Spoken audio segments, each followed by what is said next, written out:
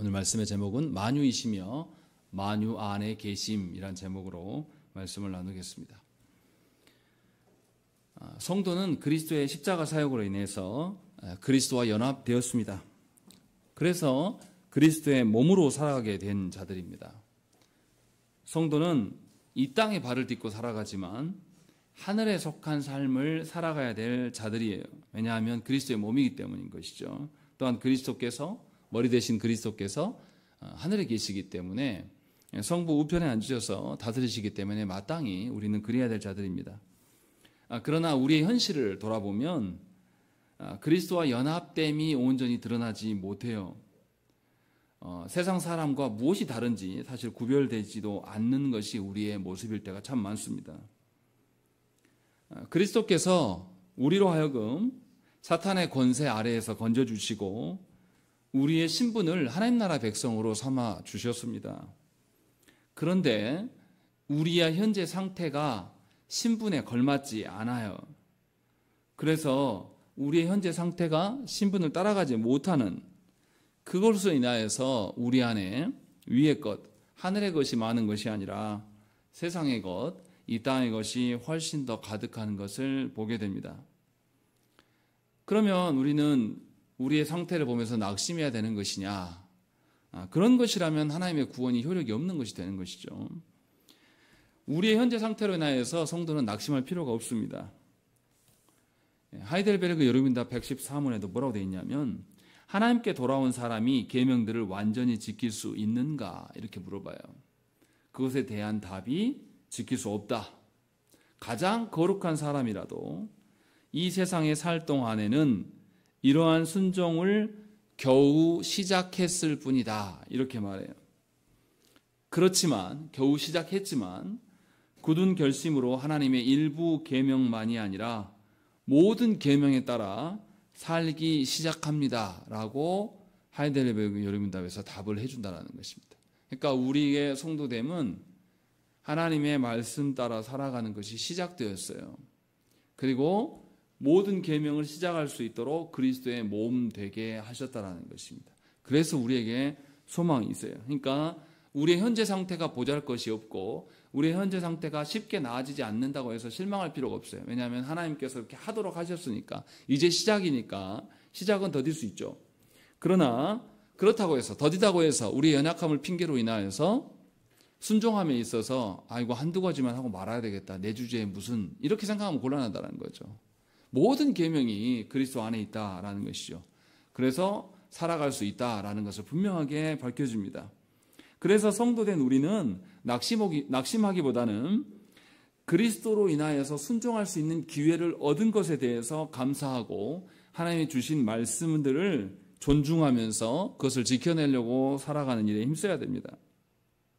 그래서 바울은 골로새 성도들에게 그리스도와 연합된 신분으로 살아가기 위해서 받아들여야 될 것과 거절해야 될 것들을 지금 계속해서 권면하고 있습니다. 오늘 본문에는 성도로서 살아갈 때 거절해야 될 것들을 설명하고 있어요. 5절에서 우리 내면에서 일어나는 일들 중 버려져야 될 것들을 5가지를 언급합니다. 그리고 또 8절에서 내 자신만의 문제가 아니라 다른 사람과의 관계에서 제거돼야 될 것들, 이것을 또 5가지로 언급을 해요. 그래서 옛사람의 방식이 아니라 새 언약의 방식으로 살아가야 될 것들을 제시하고 있습니다. 그래서 11절에서는 성도 가운데 그리스도가 드러난다는 의미가 도대체 구체적으로 무엇인가라는 것을 아주 샘플로 몇 가지 것들을 계속 비교하면서 보여줍니다. 오늘은 우리는 이것을 살필 것입니다. 그래서 바울이 무엇을 권면하고 있는가, 이것이 우리에게 어떻게 적용되어야 될 것인가를 잘 살피셨으면 좋겠습니다. 먼저 바울은 모든 성도들은 그리스도의 어떠함이 부여된 자들이다라는 것을 전제로 말하고 있어요. 그래서 그리스도로 인한 것이 아닌 세상에 인한 것들이 없어져야 된다라고 5가지를 언급합니다. 무엇입니까? 5절에 있어요. 음란, 부정, 사욕, 악한 정욕, 탐심 이렇게 되어 있습니다. 이 5가지들은 사실은 우리가 예수 믿기 전에 예수 믿었어도 여전히 우리 안에 있을 수 있는 것입니다. 그래서 7절에 뭐라고 합니까? 너희도 전에 그 가운데 살 때는 그 가운데서 행했다라고 되어 있습니다. 이제는 그렇게 행하서는 곤란하다라는 것을 밝히고 있어요. 그럼 그게 뭘까요? 이제 구체적으로 이제 봐야 돼요. 바울은 가장 먼저 음란을 제시합니다. 음란이라는 헬라어 단어는 포르네이아라는 단어예요. 여기에서 우리가 알고 있는 포르노가 나왔어요. 포르노가 뭡니까? 포르노는 남의 성행위를 보는 거예요. 음란 행위를 지켜보고 있는 거죠. 그런데 우리 사회에서 포르노를 어떻게 인식합니까? 19세 이하의 자녀들이나 청소년들이 포르노를 보는 것은 불법이에요. 그런데 19세 이상은 합법으로 여깁니다. 그래서 우리 사회에 문제가 되는 게 뭐냐면 성인들은 포르노에 대해서 아주 합법하고 관대하게 여기고 개인의 일로 치부합니다. 보든 안 보든 그 사람의 취미 활동 정도로, 취향 정도로 여긴다는 것입니다. 문제는 뭐냐면 이 음란, 이 포르노가 19세 이하의 청년들에게만 해롭냐 이 말이에요. 그렇지 않다라는 것이죠. 담배도 몇 살부터 필 수 있습니까? 법적으로? 이것도 19세부터일 거예요. 그러면 담배가 아이들에게 똑같은 담배를 피우는데 아이들에게는 건강에 좋지 않고 성인들한테는 건강에 무해한 것입니까? 그렇지 않아요. 다 똑같이 분명하게 극심한 악영향을 줍니다. 무슨 말이냐면 이 포르노가 합법화됐다고 해서 그것이 우리를 지켜주지 않아요. 포르노가 성행하면서 모든 연령층의 사람들의 그 마음이 어지러지고 생각과 정서가 뒤틀려지기 시작해요. 그래서 가정에 대한 개념이 우리 시대는 많이 달라졌습니다. 이제는 부부간에 같은 남자와 여자가 만나서 결혼해도 그 가정 안에서의 성관계를 존중하지 않아요. 벗어서 나서 할 수 있다라고 답습을 한 겁니다. 그래서 가정을 흔들리게 하는 것 중에 하나가 이런 포르노예요. 합법이지만 사실은 많은 성인들에게 장애를 주고 있다는 것이죠. 또 어떻습니까? 가정에만 영향을 줍니까? 아니에요. 이 포르노를 계속 봄으로 인하여서 이성 간에 대하는 태도들도 완전히 달라졌어요. 그래서 어떤 일이 벌어집니까? 남성들이 여성을 성적인 놀이개로 하고 희화하는 것에 대해서 익숙해졌고 또 여성들은 반대적으로 피해의식을 갖게 됐어요. 그래서 여자라는 이유만으로 인하여서 자기는 항상 피해자라는 의식들이 뭐 때문에 생겼냐? 이 남성들이 성에 대한 개념이 무감각해져서 그것으로 온 것이 남녀 모두에게 피해를 주고 있는 것입니다. 제가 드리고 싶은 이야기는 뭐냐면 이 음란이라는 것이 별거 아닌 것 같아요. 음란이 내가 안 해도 남이 하는 것을 지켜본다든지 남이 하는 것을 듣고 그 음란에 대한 이야기들을 우리는 어떻습니까? 말하기를 굉장히 좋아해요. 사람들끼리 친해지는 가장 쉬운 방법이 뭡니까? 음란한 이야기를 하는 게 가장 친해지기 빨라져요. 그래서 이것이 마치 우리의 관계 속에 있어서 좋아지는 한 도구인 것처럼 우리는 활용합니다. 그러나 분명하게 성경에서는 사도 바울은 가장 큰 문제를 먼저 음란부터 언급을 하고 있어요. 이것은 나뿐만이 아니라 하나님께서 정해놓으신 가정과 사회, 그 안에 거룩한 연합을 다 부정해요. 거룩한 연합이 아니라 이기적인 자기의 쾌락을 따라서 연합을 만들어도 된다라는 것을 샘플로 모든 성인들에게 다 보게 해주는 것, 이것이 음란이라는 것입니다. 그리고 두 번째, 부정에 대한 이야기를 하고 있습니다. 성경의 부정이 어디서 제일 많이 언급됩니까? 정한 것과 부정한 것, 어디에서 제일 많이 나옵니까? 레위기에서 많이 언급을 해요. 그래서 제사에서 불결함을 연상케 하는 단어가 부정이에요. 그런데 이 부정에 대한 개념은 우리들은 익숙치 않아요. 왜 그렇습니까? 우리는 제사를 안 드리거든요. 그래서 별로 이 부정함이 우리랑 무슨 상관이야 라는 생각들을 갖게 됩니다. 그런데 이 부정함, 불결은 성도의 삶 전체에 영향을 줍니다. 그리스도와 연합되어서 살아가는 자들이 성도인데 이 부정함으로 말미암아서 그리스도와 연합됨을 잊어버리게 하고 그리스도와 연합의 참된 의미를 기억하지 못하게 만드는 것이죠. 그러니까 음란이 구체적으로 성에 대한 불결함을, 더러움을 말한다면 부정은 성만이 아니라 전체의 부정함을 말하고 있는 겁니다. 그러니까 지금 사도 바울은 어떤 순서로 이야기합니까? 성에서의 음란을 이야기하다가 부정을 이야기하다가 이제 전체의 부정으로 확대해서 말하고 있어요. 말의 순서가. 그래서 이 부정이라는 것은 성도들 삶의 전체 영역을 관장하는 것입니다. 그 사람의 생각이라든지 그 사람의 마음이라든지 그 사람의 행동이라든지 그 사람의 돈 쓰는 영역이라든지 아니면 그 사람의 사람 관계를 한다든지 아니면 그 사람이 자녀를 가르치는 데 있어서 이 부정함은 모든 영역을 다 포괄한 깨끗이 못함, 이것을 이야기. 음란은 성에 대한 부분들의 깨끗이 못함을 이야기했다면 그것을 지금 확대해서 계속 이야기를 하고 있어요. 그 관점으로 보면 그 다음에 뭐가 나옵니까? 음란과 부정과 그 다음에 뭐가 나오죠? 사욕과 악한 정욕 이렇게 나와 있어요. 이 사욕, 악한 정욕 이것을 합쳐서 우리가 뭐라고 할 수 있습니까? 욕망이라고 할 수 있어요. 모든 사람에게 욕망이 있습니다. 모든 사람이 욕망에서 벗어날 수는 없어요. 분명히 욕망이 다 있습니다. 사도 바울은 지금 무슨 이야기를 하고 있냐면 성의 어떤 부정함 이야기했다가 음란으로 이야기했다가 이제 전체의 부정함을 이야기했다가 이제 그의 마음속에 왜 부정한 것을 찾게 되냐? 그 안에 욕망이 있기 때문이다라는 것을 알려줘요.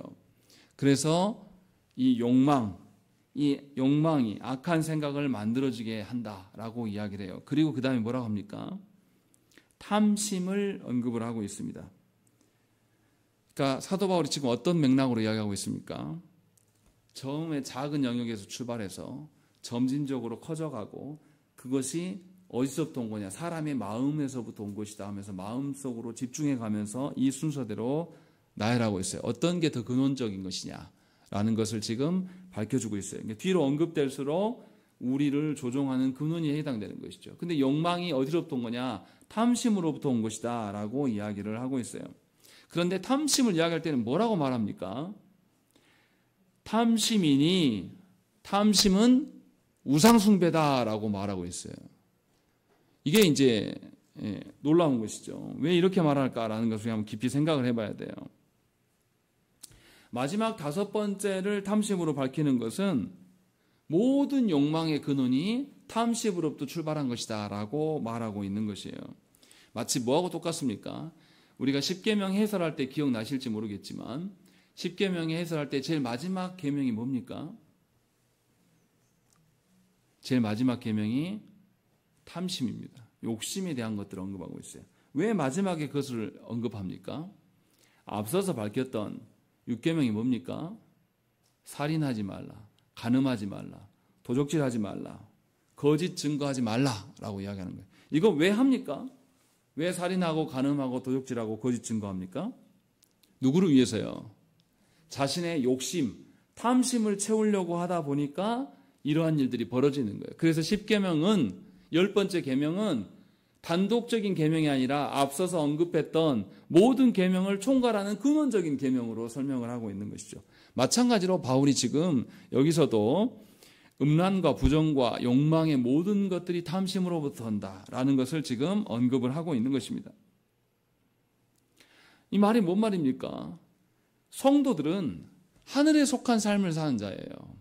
그래서 하나님께서 주시는 것으로 만족할 줄 알아야 할 자들인 것이죠.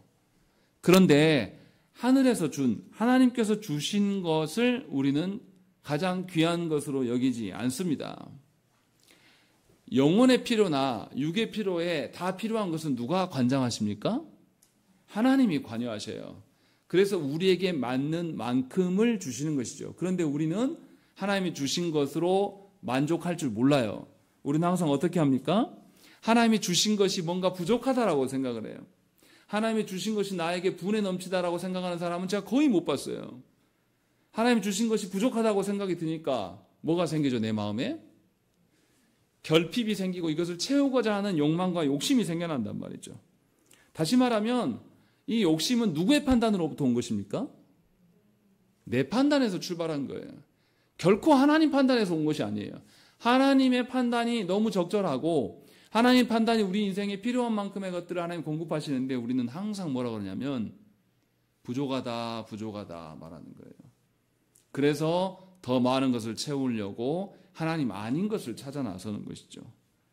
그래서 지금 바울은 탐심은 우상숭배다라고 말하는 거죠. 하나님이 주신 것으로 만족하는 것이 아니라 하나님이 주시지 않은 것을 찾아 나서고 그것을 섬기는 것, 그것이 탐심이 원흉이 된다라고 이야기를 하고 있는 거죠.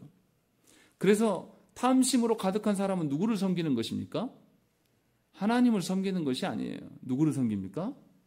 자기 자신을 섬기며 살아가는 자예요. 하나님께서 베푸신 것이 부족하다라고 결정짓는 것. 누가 결정한다고요? 자신이 결정해요. 그러니까 하나님이 결정하고 하나님이 뜻하신 바보다 누가 더 중요한 것이죠? 내 판단과 내 결정이 훨씬 더 존중되어야 될 것이라고 믿는 사람이 갖고 있는 것이 욕심이고 욕망입니다. 그로부터 우리가 부정하게 되는 것이고 그로부터 우리의 쾌락에 젖어서 성적인 욕망을 따라서 갈 수밖에 없다라는 것이죠. 이것이 우리 안에 있다라고 지금 사도 바울은 아주 쉽게 설명을 해주고 있습니다. 그래서 이러한 것들이 우리 안에 있을 때 6절에 이것들로 말미암아 하나님의 진노가 임한다라고 되어 있습니다.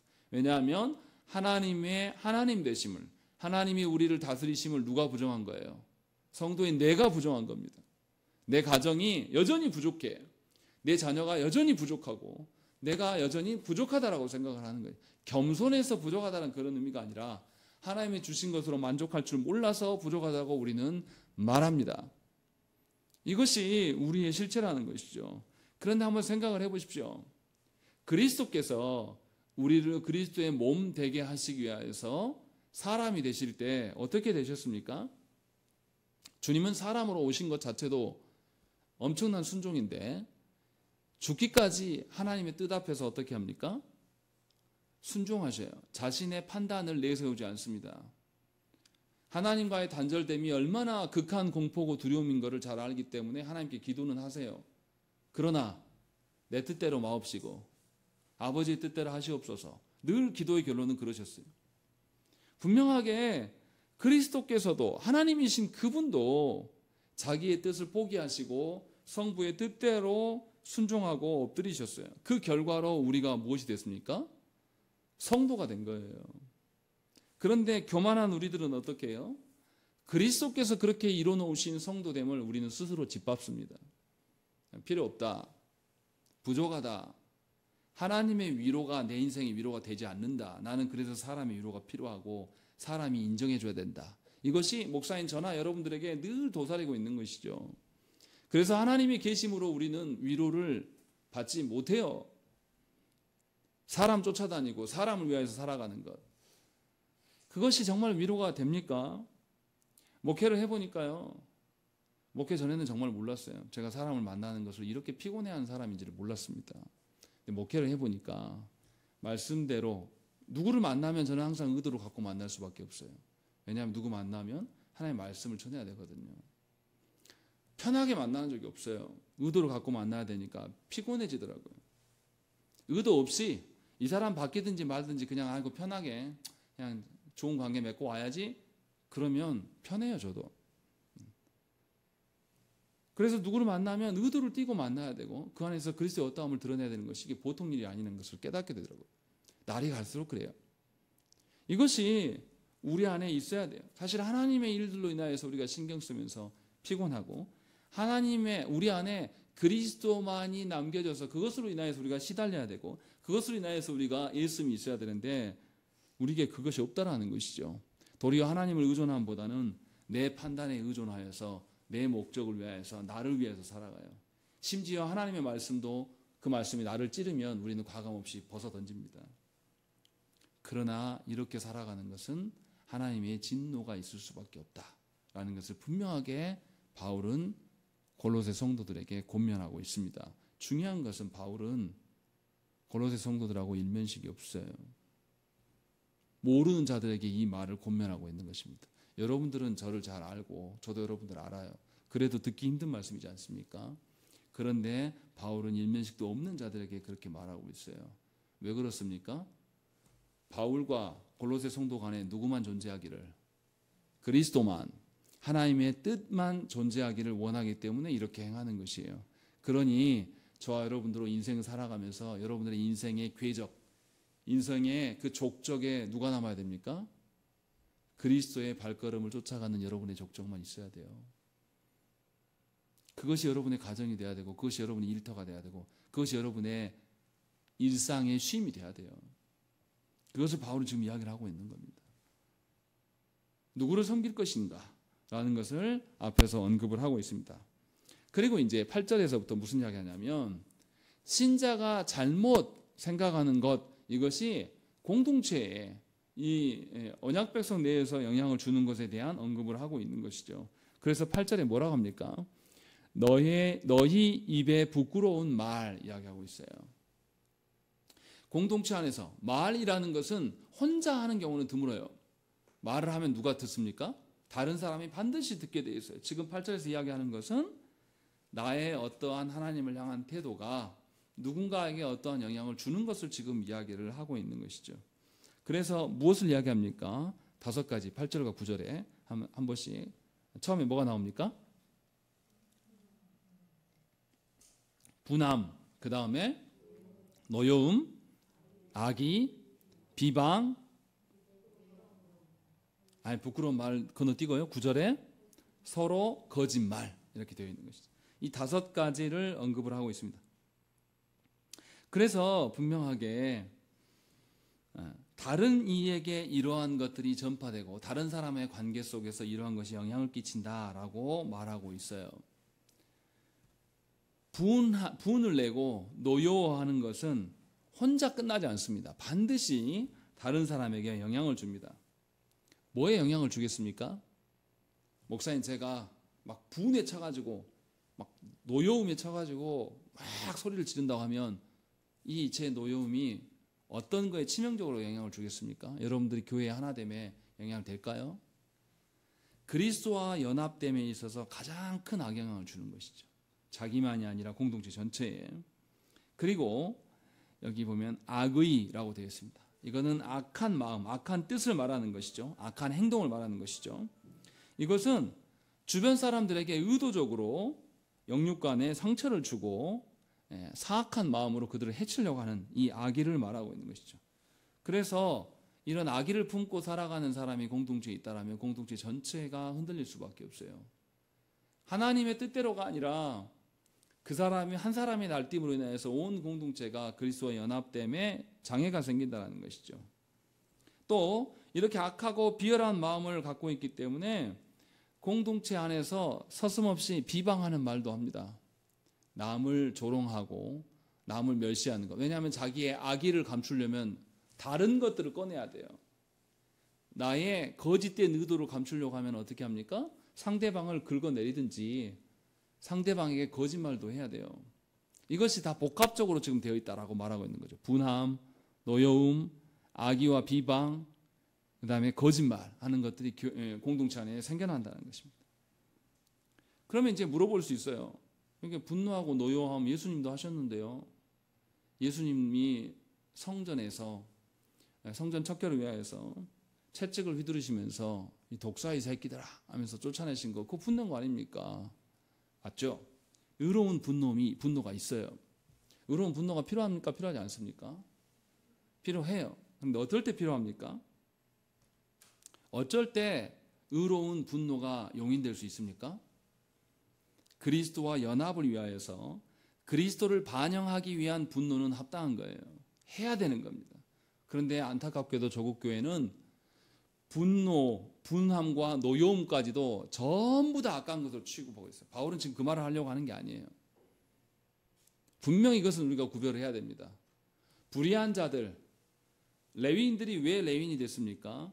부정한 음행의 일들을 했을 때에 레위 지파가 나서서 그 음행하는 여인을 쫓아 들어가서 창으로 남녀 둘 다 꽂아버렸어요. 그래서 다 즉사합니다. 그 자리에. 그래서 하나님께서 그 계열들을 레위 지파로 써서 하나님의 자손으로 쓰시기 시작하시는 거예요. 분명하게 하나님의 진노하심이 있고 그 진노에 닮은 분노가 우리 안에 있어야 돼요. 그리스도와 연합을 지켜내기 위한, 그리스도를 반영한 분노가 우리 안에 있을 때에 이것은 유익한 것이죠. 그러나 그렇지 않고 다른 경우에는 모든 관계를 단절시킵니다. 무엇보다도 사람 간의 관계가 아니라 그리스도와의 연합이 저해가 생겨나는 거예요. 그러니까 우리가 밖으로 걷어내는 우리의 표정이라든지 말이라든지 악에 찬 비방하는 말, 또 거짓말하는 것에 대해서 우리가 유념을 해야 돼요. 내가 이 일로 인하여서 공동체에 영향을 주고 있지 않는가라는 것을 생각을 해야 돼요. 그런데 자기의 자존심을 지키려고, 자기의 이름값을 지켜내려고 실제로 교회 안에서 남을 비방하고 공동체 전체가 수준 밑으로 내려가기를 원하는 발언들을 우리는 많이 합니다. 조심해야 한다는 것이죠. 바울은 이것을 지금 지적하고 있어요.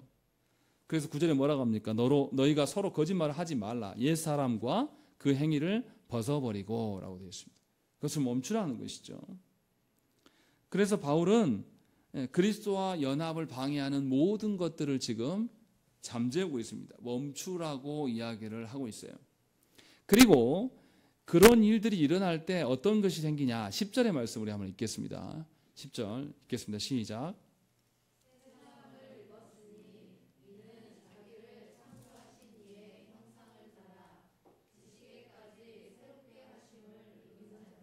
예, 10절에서 의미하는 바가 무엇이냐면요, 하나님께서 처음 첫사람을 창조하시고 그 사람으로 인하여서 하나님의 형상을 입혀주시고 그 사람에게 모든 피조세계를 생육하고 번성하여 정복하고 다스리라고 말씀하셨어요. 그로 말미암아 아담은 모든 피조세계에 하나님의 영광, 하나님의 질서가 충만하도록 해야 될 사명을 가진 자였어요. 그런데 아담이 타락했고 우리도 그로 말미암아 다 타락한 존재가 되었습니다. 그런 우리들에게 그리스도의 순종하심으로 말미암아서 우리가 성도가 되었어요. 그래서 우리가 새 사람을 입게 되었는데, 새 사람을 입게 되니 10절의 말씀, 자기를 창조하신 이의 형상을 따라서 지식에까지 새롭게 되었다. 이 지식이 어떤 지식이겠습니까? 창조의 지식. 하나님이 처음 창조하셔서 아담에게 주셨던 그 사명의 지식을 말하는 거죠. 그래서 우리로 말미암아서 성도된 우리들이 이 피조세계에, 이 창조된 세계 위에 하나님의 영광과 하나님의 창조의 질서를 다시금 세워나가게 되면 나만의 구원이 아니라 처음 하나님이 주셨던 창조의 목적대로 세워져 가게 된다라는 것을 지금 우리에게 말씀하고 있는 거예요. 그러니 한 성도의 구원은 모든 피조세계의 회복과 직결되어 있는 겁니다.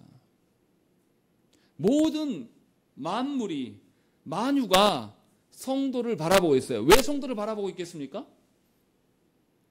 성도 안에 뭐가 있기 때문에.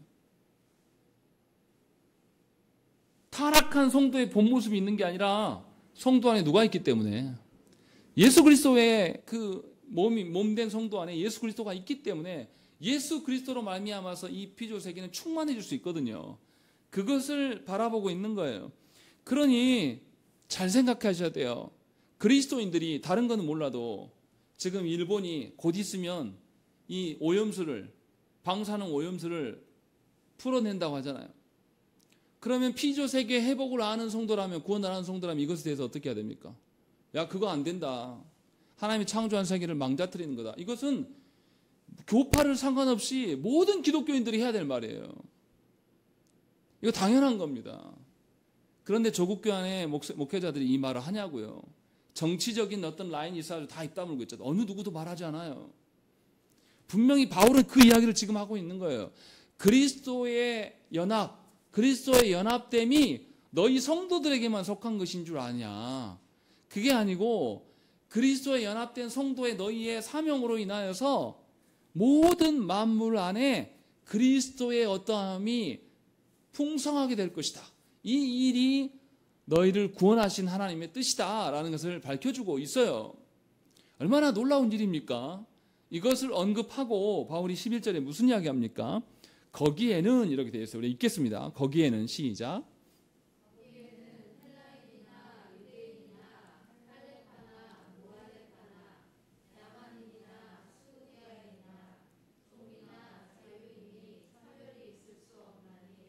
바울이 의도적으로 계속 비교하면서 설명해요. 헬라인이나 유대인이나 할레파나 모할레파나 야만인이나 수구디아인이나 종이나 자유인이 차별이 있을 수 없다라고 말하고 있어요. 근데 여기서 우리가 잘 봐야 됩니다. 바울이 그리스도의 몸된 교회에 차별이 없다 이 말을 하려고 지금까지 하고 있을까요? 우리 시대의 화두가 뭡니까? 우리 MZ세대 청년들이 좋아하는 게 뭐예요? 공정이에요. 평등을 말하고 싶어하는 것이 어느 세대보다 강해요. 그거 세상 사람도 다 알잖아요. 바울이 지금 교회 안에 차별이 없어야 된다. 그래서 하늘 위의 것을 찾고 하나님 나라로 살아라 요 말을 하고 있을까요? 그렇게 보면 맥락이 너무 이상하지 않습니까? 마지막이 너무 맹탕이네. 계속 하나님 나라 어쩌고저쩌고 하더니 왜 11절에 와서 갑자기 차별이 없어요 이렇게 말하냐. 이건 말이 안 되는 이야기예요. 좀 이상해요. 뭔가 우리 성경이 번역이 잘못됐습니다. 원래 성경에는 어떻게 되어 있냐면 헬라인이나 유대인이나 할레파나 모할레파나 이방인이나 야만인이나 수구디아인이나 종이나 자유인이 없다 이렇게 되어 있어요. 차별이 있을 수 없다고 하는 게 아니라 아예 없다라고 이야기를 하는 거예요. 뭔 말입니까? 교회 안에 이런 사람이 없다. 이거 무슨 의미일까요? 왜 본래 헬라어 성경에는 차별이란 말이 없는데 우리가 마음대로 노는 거지? 그래서 오해가 생기는 거예요. 그냥 없다고 말하고 있는 겁니다. 없다란 말은 뭐냐면 교회 안에 보세요. 헬라인이나 유대인이나 이거는 민족성을 이야기하지 않습니까? 그리고 할레파나 모할레파나 이거는 종교성을 이야기하는 거예요. 교회 안에 민족이나 혈연이나 어떤 종교적인 어떤 것이나 이런 게 있을 수 있다고요, 없다고요? 이것은 다 땅의 것이에요. 하나님 나라의 것이 아니에요. 하나님 나라에 가서 네가 이방인이냐 유대인이냐 이거 따져도 필요가 없다는 거예요. 그리스도로 인하여서 성도된 자들에게 그리스도 외에는 아무것도 없는 거예요. 지금 이 말을 바울은 하고 있는 거예요. 그런데 우리들은 어떠냐 이 말이에요. 우리 안에 있습니까 없습니까? 우리 안에 이번 주 주일에 국회의원이 온다고 보세요. 여러분들 어떻게 할 겁니까? 제가 어느 장례식장에 갔더니 광주시장님이 오셨어요. 저도 처음에 시장인지 몰랐어요. 제가 어디서 많이 본 사람인데 유명한 목사님인가 혼자 그렇게 생각하고 있었어요. 근데 목사님들이 다 일어나서 인사를 하더라고요. 가지고 유명한 정치 목사인가? 그런데 옆에 있는 목사님이 광주시장. 그래서 알았습니다. 광주시장이구나. 전부 다 일어나요. 너무 이상하더라고요. 큰 교회 목사님이 장례 났거든요. 목사님 가정이. 그래서 찾아온 것뿐이에요. 개인적으로 한 게 아니라. 근데 거기에 우리 반응합니까 안 합니까? 난리 나죠. 국회의원이 교회 오면 어떻습니까? 교회 마이크 내줘요 안 내줘요? 한 말씀 하시죠. 누구누구 국회의원 오셨습니다. 교회가 아니라고 말하는 거죠. 그것은 세상 논리다. 세상에 있는 계급이나 세상에 있는 민족이나 세상에 어떤 그런 것들로 교회 말하지 말라라고 지금 바울이 이야기하고 있는 거예요. 하나하나 보실까요? 뭐라고 합니까? 헬라인이나 유대인이 없다고 교회에서 말해요. 이 말은 유대인들을 향한 말이에요. 유대인들이 헬라인들, 이방인들을 어떻게 취급했습니까?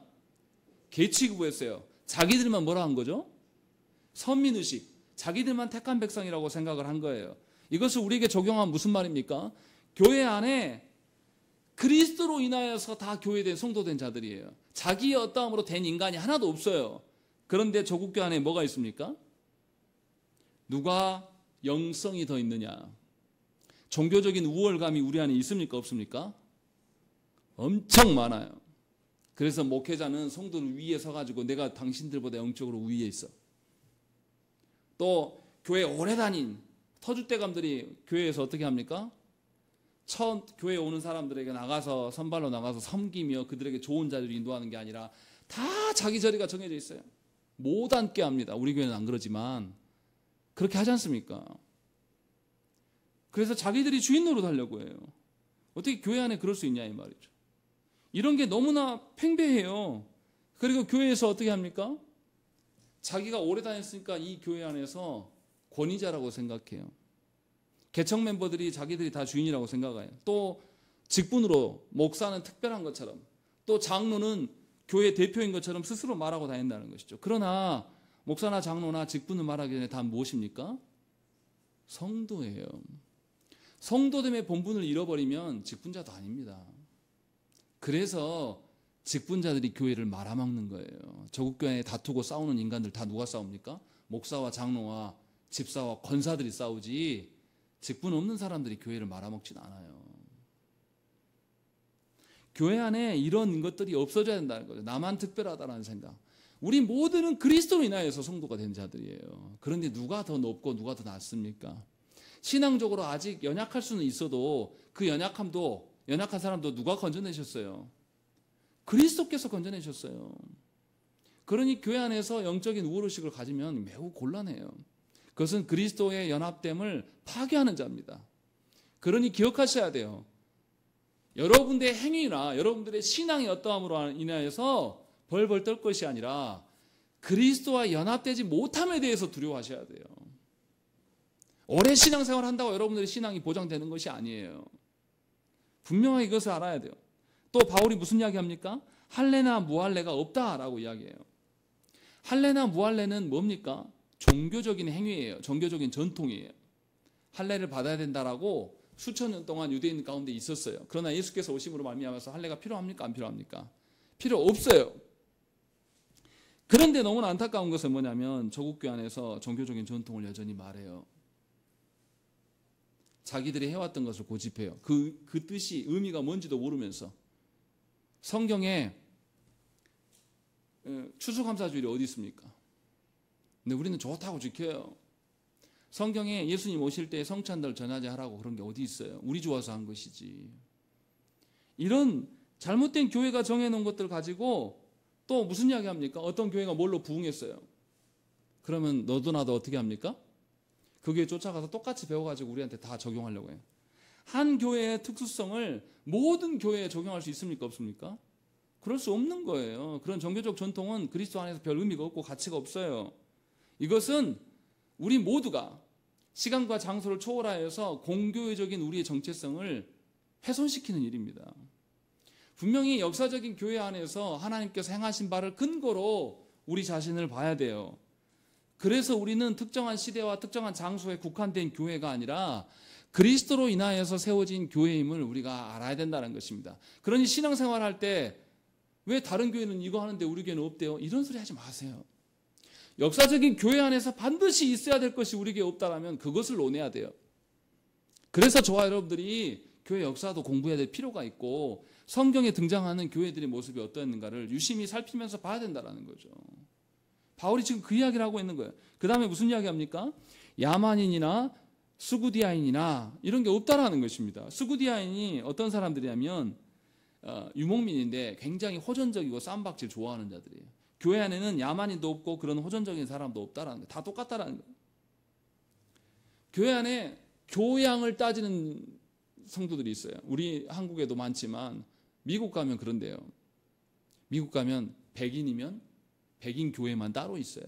함께 예배 못 드려요. 흑인들만 또 예배 드리고 한인들만 또 모이고 아시아인들만 따로 모이고 이건 교회가 아니에요. 그런데 조국교 안에도 그런 행태들이 있습니다. 교회 와서 교양이 있는 척해요. 신비적인 경험이 많은 사람은 신비주의자로 방언 못하면 신자가 아니야. 자기가 40일 금식했으면 40일 금식 못했으면 직분자도 아니야. 있다고 소리를 한다니까요. 그리스도 때문에 성도됐는데 어떻게 우리가 그럴 수 있냐. 또 개혁주의자들이 어때요? 본인들만 아는 것 가지고 잘 성경을 모르면 그 사람을 무시해요. 성경 알아야죠, 물론. 그러나 내가 성경을 아는 것이 내 신앙을 보장해 줍니까? 그렇지 않습니다. 그리스도의 어떠함을 드러내기 위해서 성경은 알아야 돼요. 그러나 나를 돋보기 위해서, 나를 입증하려고 성경적인 지식을 많이 아는 것 가지고 행동하면 그것은 그리스도 연합을 막는 일이에요. 그러니 우리가 개혁교회를 표방하면서 신앙생활을 해도 연약하고 성경을 모르는 자를 다 품을 수 있는 교회 되기 위해서 하나님께 간구해야 되는 것이에요. 바울이 지금 그 이야기를 하고 있는 거예요. 그리고 뭡니까? 종이나 자유인이 없다라고 말하는 거죠. 우리 한국교회 그 김제의 기역자 교회 있잖아요. 여러분 다 아시는 이야기지 않습니까? 집안에 종이 먼저 예수를 믿었어요. 그리고 나중에 종이 주인을 전도해서 예수 믿게 되었어요. 누가 먼저 장로 됐을까요? 종이 먼저 장로 됐어요. 일제시대 때. 그런데 그 주인이 다 성도들 앞에서 어떻게 했냐면 고개 90도로 숙이고 쌍놈인 종한테 가서 장로님 하고 인사한 유명한 사례가 있습니다. 어느 누구도 그렇게 못했어요. 근데 그렇게 했단 말이에요. 그 주인의 신앙이 얼마나 놀랍습니까? 또 그리고 그 교회의 분위기를 형성한 목회자의 수고가 얼마나 아름답습니까? 우리 선배들은 그렇게 교회를 만들어 왔어요. 신분제도가 있었을 때도. 근데 우리가 정말 그러냐 이 말이에요. 그리스도만이 우리 안에 드러나야 돼요. 그리스도만이 우리 안에 있을 때 이것이 가능한 겁니다. 왜 그렇습니까? 우리는 하나님의 피조물로서 창조된 존재로서 우리 안에 누가 존재해야 돼요? 그리스도만이, 하나님의 영광만이 드러나야 돼요. 그래서 10절에서 말한 것처럼 성도가 그리스도만을 드러냄으로 인하여서 온 피조세계가 성도로 하여금 하나님의 영광과 그리스도의 충만함이 드러날 것이 우리의 구원의 목적이다라고 밝힌 것처럼 마지막에 11절에 바울이 놀라운 이야기를 해요. 마지막에 뭐라고 합니까? 있을 수 없나니. 그 다음에 읽겠습니다. 시작.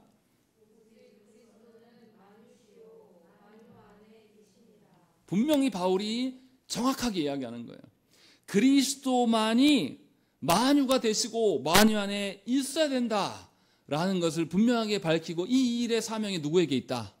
성도된 저와 여러분들에게 있다라고 이야기를 하고 있는 거예요. 그러니 우리는 누구만을 드러내야 됩니까? 그리스도만을 드러내는 자가 돼야 되고 이 교회 안에서 통용돼야 될 것은 그리스도만이 드러나야 돼요. 혈연 관계가 드러나면 안 돼요. 직장의 어떤 관계가 드러나면 안 되고 세상에서의 부유함과 천함 어떤 그런 것들로 인해서 사람들을 차별하는 그런 것들이 있어서는 곤란하다는 것이죠. 교회 안에는 뭐만 있어요? 하나님 나라의 가치들과 하나님 나라의 질서만이 있어야 되는 거예요. 차별 운운하는 것 자체가 이미 비극이에요. 하나님 나라에 차별이 있습니까? 하나님 나라에 갔더니 누구는 뭐 금으로 만들어진 황금집에서 살고 누구는 개털 모자, 그런 게 무슨 천국이에요.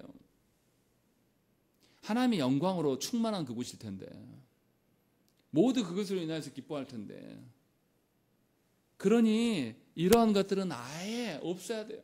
바울의 말처럼 우리 안에 교회 안에서 국회의원이 있고 사장이 있고 교회 안에서 가난한 자가 있고 교회 안에서 초등학교 졸업자가 있고 이런 것이 없어야 한다는 것이죠. 말도 안 되는 이야기인 거예요. 지금 바울은 이것을 이야기를 하고 있어요. 그래서 그리스도가 만유이시고 만유 안에 계시기 위하여서 우리를 부르셨고 우리를 존재케 하신 것이다 라고 이야기를 하고 있는 거예요. 그러니까 성도된 우리는 온전히 그리스도만이 드러나기를 소망해야 되는 거예요. 그러나 그 일을 우리 스스로 할 수는 없어요. 하나님께서 그 일을 해 나가실 것이고 우리를 온전하게 그 길로 인도해 가실 거예요. 그러니 이 마음을 알고 이 사명을 갖고 우리 안에 진실로 하나님 나라가 있기를, 우리 안에 진실로 그리스도만이 존재하기를 위해서 기도를 해야 된다는 것입니다. 바울은 이미 이 이야기를 앞에서도 밝혔어요. 우리 한번 읽어보실까요? 1장 15절부터 17절의 말씀입니다. 1장 15절부터 17절 말씀 우리 다 같이 합독으로 읽겠습니다. 시작. 그는 보이지 아니하는 하나님의 형상이시요 모든 피조물보다 먼저 나신 이시니 만물이 그에게서 창조되되 하늘과 땅에서 보이는 것들과 보이지 않는 것들과 혹은 왕권들이나 주권들이나 통치자들이나 권세들이나 만물이 다 그로 말미암고 그를 위하여 창조되었고 또한 그가 만물보다 먼저 계시고 만물이 그 안에 함께 섰느니라 라고 되어 있어요. 창조 때부터 모든 만물은 그리스도 안에서 존재하고 기동할 수밖에 없다라는 것을 분명하게 사도 바울은 앞에서 밝혔고, 구원으로 인하여서 이것이 회복되고 있으니 구원받은 우리가 모든 만물이 그리스도 안에 있기를, 모든 만물이 그리스도로 인하여 있기를 추구하고 나아가야 될 그런 자들이다라는 것을 우리에게 알려주고 있는 것이에요. 이게 얼마나 영광되고 놀라운 일입니까? 우리의 현실을 보면, 우리의 지금 상태를 보면 하나님 나라의 백성으로서의 그 신분에 합당하잖아요. 현격하게 부족해요. 그런데도 예수 그리스도는 우리를 포기하지 아니하시고 우리를 그 길로 성도 되게 하시고 교회 되게 하셨단 말이에요. 그렇다면 여러분들은 성도로서 교회로서의 사명 앞에 힘쓰고 애씀이 있어야 되는 거예요. 여러분 만나는 모든 이들에게 삼위 하나님이 나뿐만이 아니라 당신도 다스리고 있다. 삼위 하나님의 다스림 가운데 우리 가정이 온전해지고 있다. 삼위 하나님이 존재케 하심으로 말미암아 이 나라가 지켜지고 있다는 것을 모든 이들에게 알려야 돼요. 그것이 우리의 본분이고 우리가 해야 되고 그렇게 우리가 살아갈 때 드디어 우리는 하나님 나라를 보게 돼요. 그러면 바울이 앞에서 언급했던 것들 우리 안에 하나둘씩 녹아져 내리는 거예요. 우리가 하나씩 떼어내서 없애려고 해서 그게 없어집니까? 음란이나 부정이나 욕망이나 탐심이나 이것이 우리 스스로 제거가 돼요? 그리스도가 없기 때문에 있는 거예요. 우리 안에. 그리스도께서 하나님께서 주신 것으로 만족할 줄 모르고 여전히 내 판단으로 인해서 부족하다 하니 우리 안에 늘 부족한 것밖에 없고 그래서 우리는 늘 하나님이 주신 인생 가운데 뭐만 드러냅니까? 10년 전에도 나는 배고프고 힘들었고 그때도 눈물 지었고 5년 전에도 그랬고 또 지금도 그렇고 앞으로 살 날도 3년 후나 5년 후나 10년 후나 또 그럴 것이고 그렇게 눈물바람에 하나님 앞에 늘 부족하다고 불평하는 인생으로 서가지고 하나님 앞에 가게 될 거예요. 그때 하나님께서 물으실 겁니다. 너 뭐 했냐? 하나님 우리한테 많은 것을 이루라고 하신 것이 없어요. 하나님이 주신 것으로 반응하라고 하신 거예요. 그것에 대한 하나님은 심판을 하시겠다고 말씀하신 거예요. 여러분들의 인생이 하나님 앞에 감사의 날로 하나님 주신 사명의 그 영광됨으로 놀랍게 살아온 날들인지 돌아보셔야 돼요. 앞으로 남은 기간 동안에 어떻게 살 것인지 또 하나님 앞에서 여러분 자신을 지금 점검해야 돼요. 그렇지 않으면 여러분은 앞으로도 똑같은 건데 또 헤맬 겁니다. 또 세상을 바라보면서 아이고 내가 부족하네. 세상을 보면서 아이고 우리 자녀들 저만큼은 있어야 될 텐데 없네. 미안하지만 여러분들의 판단대로 인생이 되어지지 않아요. 여러분 인생도 책임 못 지지 않습니까? 자녀들의 저 자녀들이 마주할 미래의 그 시대가 어떻게 될지 우리가 어떻게 합니까? 우리가 경험한 것으로 자녀들에게 좋은 걸 줄 수 있을 것 같습니까? 못 줘요. 변함없는 것은 하나님께서 우리를 하늘의 백성으로 삼으셨다는 거. 이것은 영원할 거예요. 그러니 여러분 안에 또 여러분 안에 다른 사람들이 여러분을 볼 때에 진정으로 여러분에게서 그리스도만 드러나기를 하나님께 구하셔야 됩니다. 그것이 여러분이 살 길이고 여러분의 사랑하는 자들의 살 길입니다. 우리 함께 기도하시겠습니다.